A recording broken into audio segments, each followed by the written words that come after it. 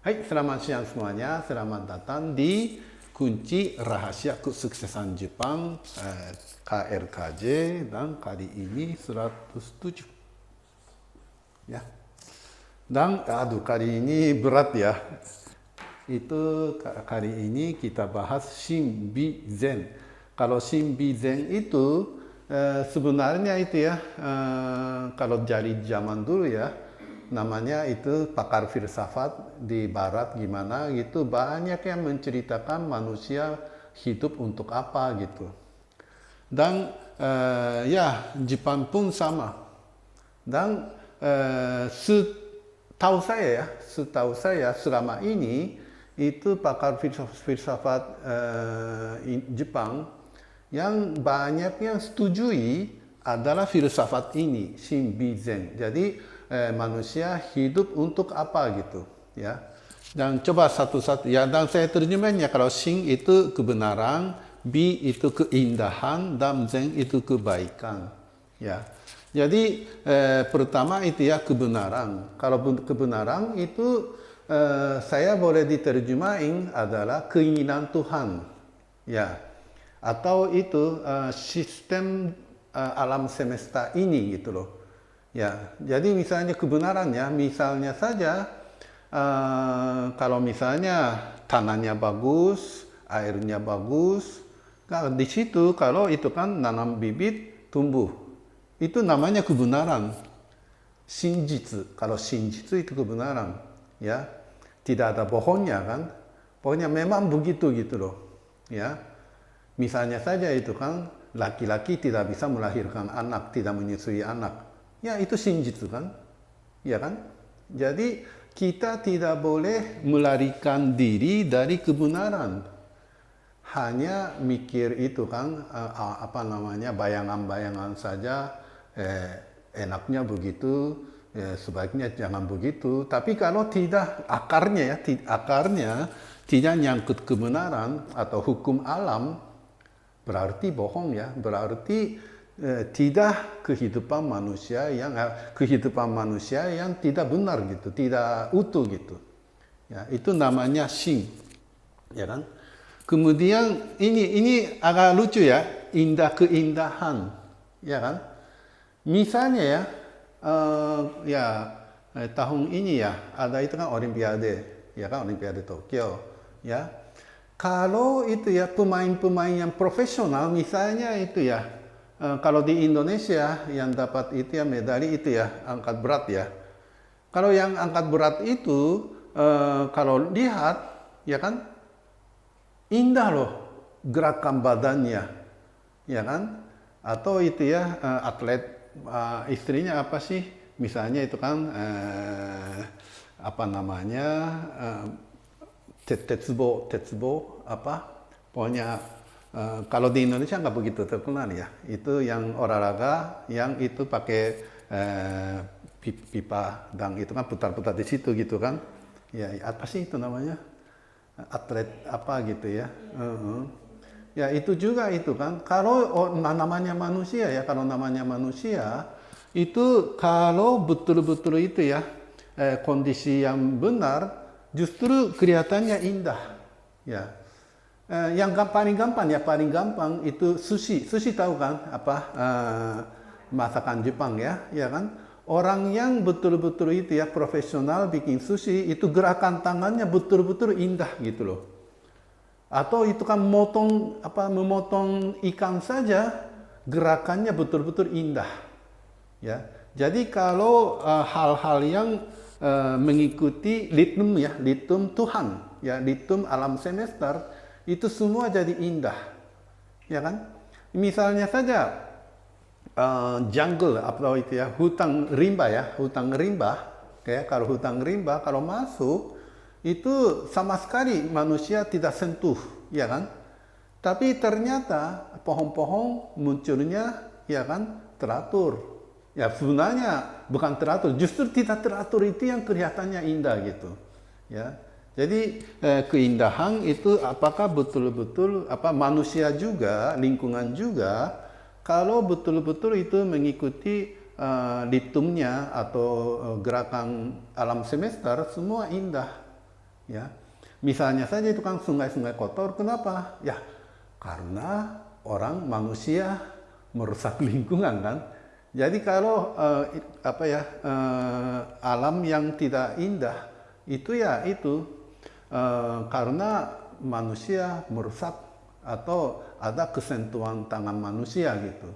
Ya, jadi itu melawan dengan keindahan, ya kan? Ya, dan terakhir adalah Zen. Zen itu kebaikan, ya. Jadi ya kemarin saya menjelaskan itu ya kigakiku menjelaskan ya. Jadi betul-betul itu kan misalnya orang yang lagi lapar, ya ayo makan gitu kan. Jadi sebenarnya kalau manusia mempunyai hati yang baik, ya kan, tanpa mikir, tanpa apa-apa, ya gerakannya menjadi kebaikan, ya kan. Misalnya ya kan orang yang tabrakan di jalan, ya kan, tanpa mikir apa-apa langsung menolong, ya seperti itu, ya itu namanya. Jadi sebenarnya ya di sebaliknya kita bilang manusia matang, orang matang, ya. Orang matang itu seperti apa gitu loh. Itu menilai orang matang itu seperti apa. Kalau menilai dengan kebenaran, keindahan, kebaikan, ya menilainya lebih jelas gitu, ya kan. Apakah dia betul-betul mengikuti hukum alam, ya. Apakah dia betul-betul, pokoknya itu kan B itu betul-betul itu ya, melihat langsung tahu, ya. Kalau orang yang misalnya, kalau saya itu kan profesinya pabrik ya, jadi misalnya itu kan di pabrik assembly.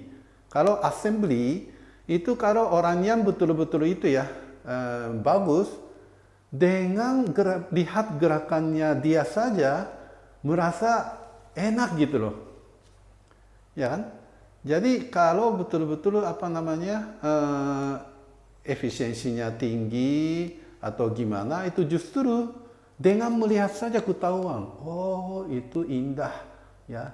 Kalau indah artinya dia gerakannya tidak ada mudanya, mudah itu sia-sia ya. Jadi tidak ada gerakan yang sia-siakan waktu, ya kan?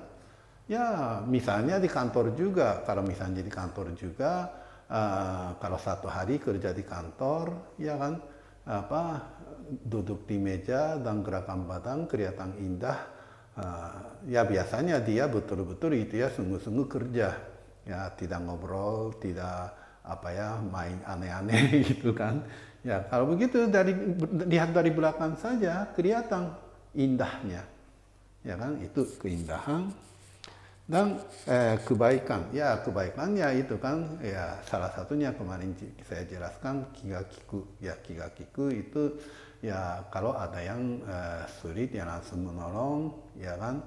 Kalau misalnya kondisi yang kotor langsung membersihkan, kalau barang-barangnya berantakan langsung dirapikan, ya kan, itu namanya kigakiku itu kan, itu namanya Zen ya. Ya jadi kita betul-betul menilai diri sendiri juga, orang lain juga, kalau berdasarkan Shinbi Zen, kebenaran, keindahan, kebaikan, jalannya lebih menjadi bagus gitu. Cuma ya sebaliknya saya sering bilang ada itu kan tiga racun itu misalnya kebodohan, ya kebodohan, kesombongan, kemarahan, gitu kan. Ya, jadi misalnya saja, misalnya orang yang ngomongin hebat, ya, tapi dia ngomongin hebat karena hanya kedudukannya tinggi saja, ya, karena kedudukannya tinggi dia sombong, ya, tentu saja tidak masuk ini kan, ya kan. Jadi dan juga ya misalnya saja yang kalau baru-baru ini ya, misalnya di Twitter atau ya Twitter.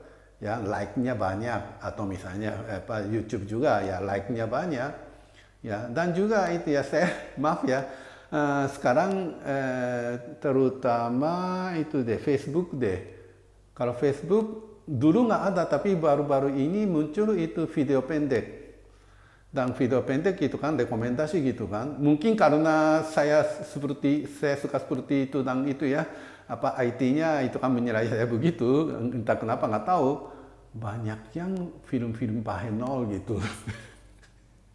Cewek-cewek bahenol cuma pakai itu kan apa BH sama celana saja atau gimana gitu kan, itu yang muncul dan gitu-gitu yang itu kan like-nya banyak gitu kan, iya kan, ya itu ya tidak masuk ini kan, ya jadi kita ya justru karena zaman sekarang belum tentu video atau tulisan yang like-nya banyak termasuk ini, justru sebaliknya, ya.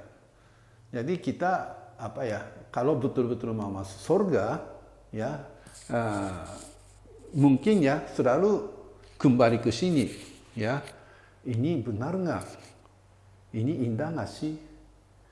Atau ini baik nggak sih? Dan juga diri sendiri ya, misalnya saya nyetir mobil, ya. Cara jalan mobil saya indah nggak gitu? Ya, cara mobil saya, jalannya mobil saya benar nggak, betul-betul menaati peraturan nggak gitu kan? Dan juga peraturan itu pun ya, maaf ya, macam-macam ya. Kadang-kadang peraturan itu pun kadang-kadang tidak mengikuti ini gitu loh.